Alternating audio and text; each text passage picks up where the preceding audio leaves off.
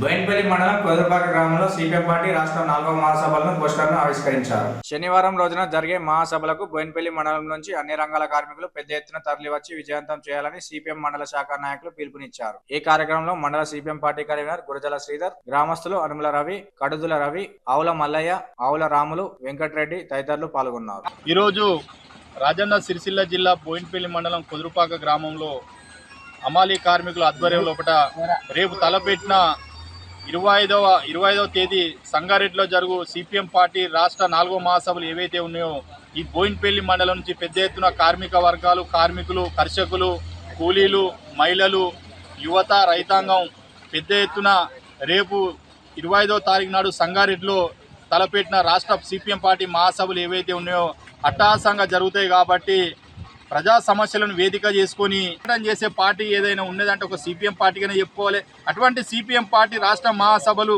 జరుగుతున్నాయి కాబట్టి అది ఒక పండుగ వాతావరణం కాబట్టి అట్టహాసంగా జరుగుతాయి. కాబట్టి ఖచ్చితంగా ఈ మండలం నుంచి రేపు ఉదయం 9 గంటల వరకు బయలుదేరవలసిన పరిస్థితి ఖచ్చితంగా అందరిపై ఉన్నది. కాబట్టి ఖచ్చితంగా విజయవంతం చేస్తారని చెప్పి ఈ సందర్భంగా ఆశిస్తూ మరొక్కసారి ఈ పార్టీ మహాసభలు వేదిక చేసుకుని పెద్ద ఎత్తున ప్రజలు, కార్మికులు, కర్షకులు, భవన నిర్మాణ కార్మికులు రావాలని చెప్పి సందర్భంగా మండల సిపిఎం పార్టీ శాఖ తరఫున పేరున విజ్ఞప్తి చేయడం జరుగుతుంది. జిందాబాద్ సిపిఎం, జిందాబాద్ జిందాబాద్, జిందాబాద్ సిపిఎం, జిందాబాద్ జిందాబాద్.